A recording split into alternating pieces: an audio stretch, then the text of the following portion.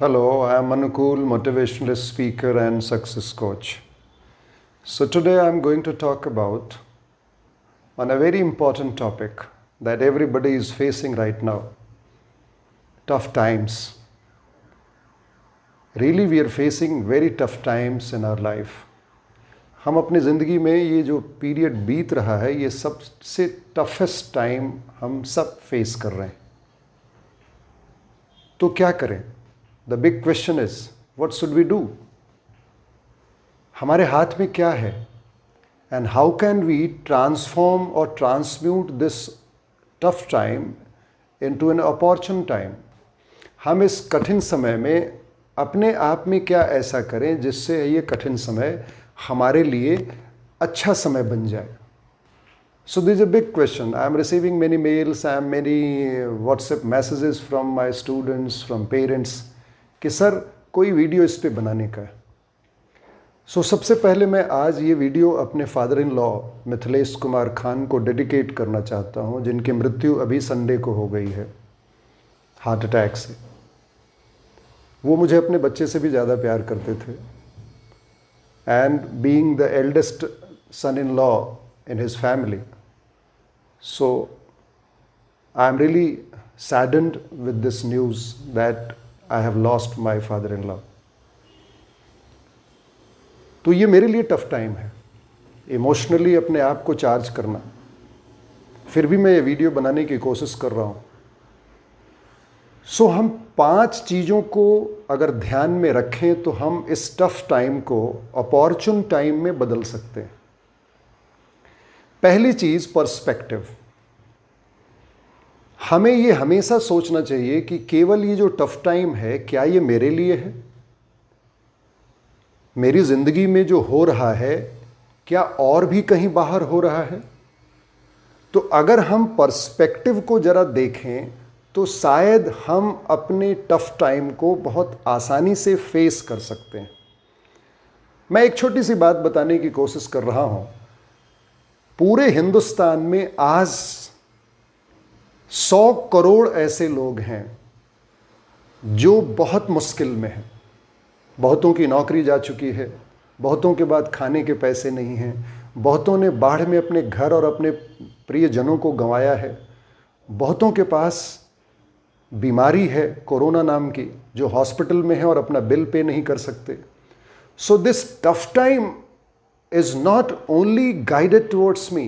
ये tough time केवल मेरे लिए नहीं आया है. और इस टफ टाइम की ही बात क्यों करें? जब भी कोई टफ टाइम आता है तो केवल वो किसी एक इंडिविजुअल के लिए नहीं आता है, वो एक मैसेज लेके आता है. तो पहले हम पर्सपेक्टिव को फाइनलाइज करें, डिसाइड करें और जरा बाहर आंख उठा के देखें तो शायद हमारी कठिनाई, हमारा जो टफ टाइम है वो रैशनलाइज हो जाएगा और हम फिर सही ढंग से सोचना शुरू करेंगे अपने टफ टाइम के बारे में. ये बहुत अच्छा कहा गया है कि tough time never last but tough people do last. ये जिंदगी ही टफ टाइम है. हम जितने दिन जीते हैं वो एक बहुत बड़ा स्ट्रगल है, एक टफ टाइम ही है. तो पर्सपेक्टिव बनाने से हमारा जो सोचने का ढंग है वो बदल जाता है. दूसरी चीज अब इसी से निकल के आती है. डब्ल्यू क्लेमेंट स्टोन जो अमेरिका के सबसे बड़े मोटिवेशनल स्पीकर अपने समय के थे, उनके पास जब कोई प्रॉब्लम आती थी तो वो कैसे रिएक्ट करते थे, वो कैसे रिस्पॉन्ड करते थे? वो बोलते थे ओहो वेरी गुड, ये आ गया मेरे पास, यानी मुझे कुछ दे के जाएगा. सो टफ टाइम का एक नेचर होता है कि वो हमें कुछ सिखाने आता है, वो कुछ हमें देने आता है. तो हम अगर अपने आप से पूछें टफ टाइम में कि what's good in this situation for me, what's the opportunity for me in this situation, तो फिर हमें वो अपॉर्चुनिटी दिखनी शुरू हो जाएगी. तो इसलिए हमें उस अपॉर्चुनिटी को खोजना है टफ टाइम में, न कि हमारे को टफ टाइम पे ध्यान देना है. यानी हमारा ध्यान प्रॉब्लम से हटके सॉल्यूशन पे लगाना है. हमें ये नहीं देखना है कि कितना विशाल प्रॉब्लम है हमारे सामने, हमें देखना है कि कितना बड़ा अपॉर्चुनिटी मेरे सामने आने वाला है। अगर हम इस बात के ऊपर ध्यान दें तो फिर ये हमारी अंडरस्टैंडिंग ठीक कर देगा, फिर हमें लड़ने की ताकत दे देगा, फिर हमारे अंदर उत्साह जो कम रहा है वो उत्साह फिर से जग पड़ेगा, और फिर हम हार के बैठने वाली जो एटीट्यूड होती है, लूजर एटीट्यूड, वो विनिंग एटीट्यूड में बदल सकते हैं। सो हमें हमेशा पूछना है कि what is the opportunity for me in this situation, what is good in this situation. जैसे कि क्लेमेंट स्टोन हमेशा पूछते थे जब भी उनके सामने टफ टाइम आता था। नेक्स्ट, अब इसी के आगे की चीज आती है कि फिर हम क्या बायोकेमिकल कुछ चेंजेस होते हैं हमारे पास। क्योंकि जब भी कोई टफ टाइम आती है तो सबसे पहली चीज होती है कि हमारा डोपामाइन रिलीज शुरू हो जाता है। और डोपामाइन एक न्यूरोट्रांसमीटर है, और ये डोपामाइन हमारे अंदर डर पैदा करता है, कोर्टिसोल रिलीज होने लगता है। तो ये जो डोपामिन और न्यूरोट्रांसमीटर्स हैं, ये हमें भागने के लिए प्रेरित करते हैं कि भाग यहां से। और ऐसी सिचुएशन में हम कोई गलत डिसीजन ले सकते हैं। इवन बहुत सारे लोगों ने हड़बड़ाहट में आत्महत्या तक कर ली, बुरे वक्त को वो फेस करना नहीं चाहे। तो हमारे पास दो ही चॉइसेस हैं, एक तो फ्लाइट और दूसरा है फाइट। तो डोपामिन फ्लाइट को कहता है कि नहीं जी भागो यहां से, बैलेंस क्रिएट नहीं करता। तो टफ टाइम में ये सिचुएशन हर आदमी के पास आता है। मैंने भी अपनी लाइफ में बहुत बार फेस किया है, जब मुझे मन किया कि मैं भाग जाऊं, जब मुझे मन किया कि नहीं नहीं मैं छुप जाऊं। लेकिन एक जो सही आदमी है, जो एक रैशनल आदमी है, तो फिर रैशनलिटी के लिए चाहिए क्या मुझे? रैशनलिटी के लिए मुझे चाहिए सेरोटोनिन। और सेरोटोनिन रिलीज कराना बहुत जरूरी है, क्योंकि जब डोपामिन ज्यादा रिलीज होगा तो सेरोटोनिन नहीं रिलीज होगा, एंड बोथ आर न्यूरोट्रांसमीटर्स। तो बायोकेमिस्ट्री चेंज करनी पड़ती है हमें टफ टाइम को अपॉर्चुनिटी में कन्वर्ट करने के लिए। तो पहले हम क्या करें, जैसे हमने देखा कि ये कठिन समस्या आ गई और ये रोज आती है, तो हम उस समस्या से लड़े नहीं, हम 2 सेकंड के लिए हम ध्यान हटाने के लिए जंप करने लगे, फिजिकल मूवमेंट में आ जाएं, योगा करने लगे, एक्सरसाइज करने लगे, स्विमिंग करने लगे।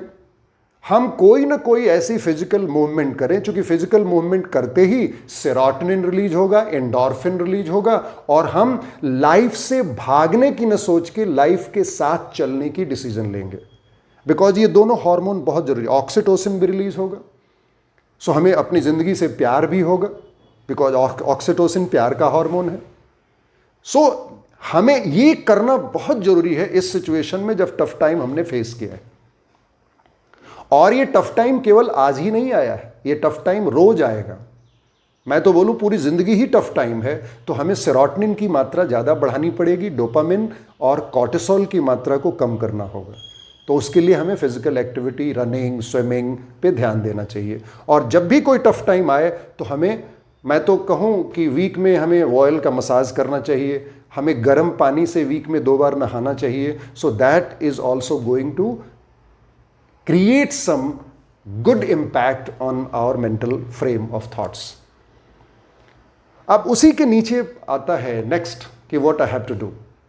नेक्स्ट है जर्नलिंग, राइटिंग समथिंग। थिंकिंग और फीलिंग में मैं बोलूं तो feeling is very important, and thought creates feeling. और फीलिंग हमारी नेगेटिव भी हो सकती है, पॉजिटिव भी हो सकती है। किसी भी चीज को देख के, किसी भी समस्या के साथ लड़के हम क्या महसूस कर रहे हैं, तो उस फीलिंग को हमें तुरंत बैठ जाना चाहिए। और जो भी फीलिंग आ रही है, गुस्से की फीलिंग, रिजेंटमेंट की फीलिंग, बदले की भावना, जो भी चीज़ हमारे मन में चल रहा है, हमारे हृदय में चल रहा है, उसको मुझे कागज पे अपनी डायरी निकालनी चाहिए और तुरंत लिखना शुरू करना चाहिए। सारा गुस्सा मुझे निकालना है, क्योंकि किसी भी रिजेंटमेंट, डिसअपॉइंटमेंट और एंगर को हमें दबाना नहीं है। अगर वो दब गया, सप्रेस हो गया, रिप्रेस हो गया, तो फिर वो घाव बन जाएगा, डिजीज पैदा करेगा, हार्ट का प्रॉब्लम शुरू हो जाएगा, किडनी की प्रॉब्लम शुरू हो जाएगी। तो इसके चलते मुझे उसको निकालना है। तो निकालने के दो तरीके हैं।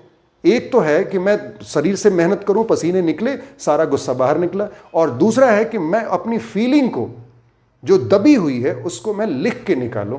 तो ये टफ टाइम हमें अच्छा करने पे मजबूर कर देगा, हमारे में अच्छी अंदर से भावना जागृत होने लगेगी और हमारा सारा गुस्सा उस कागज पे आ गया।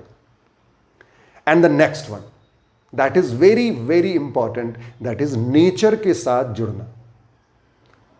हम जब भी गुस्से में हो, जब भी टफ टाइम फेस कर रहे हो, तो हमें आदमियों से हट के नेचर के पास जाना चाहिए। पेड़ में पानी डालना, मिट्टी के साथ खेलना, जानवरों के साथ खेलना, जानवरों को प्यार करना, गायों को प्यार करना, किसी जंगल में और पेड़ों के बीच में जाके टहलना।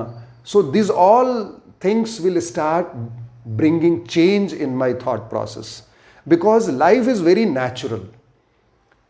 हम अगर नेचर के साथ जुड़ें तो हमें उस नेचर की जो ब्लेसिंग है, सूरज को बार बार देखना, ऊपर की तरफ दृष्टि रखना, नीचे की तरफ नहीं, आदमी से थोड़ा सा हट जाना और नेचर के साथ जुड़ जाना। So this is very important in handling the tough situation. So these 5 things, अगर ये 5 चीजें हम रोज प्रैक्टिस करते हैं, ये प्रैक्टिस की चीज है, ऐसा नहीं है कि एक दिन में ये सब ठीक हो जाएगा। अभी मैं पिछले 6 महीने से इस पे प्रैक्टिस कर रहा हूं और बेटर प्रैक्टिस कर रहा हूं, because I have got time. पहले ये समय नहीं मिलता था तो मुझे भी गुस्सा आता था, अब ये गुस्सा मेरा कम गया।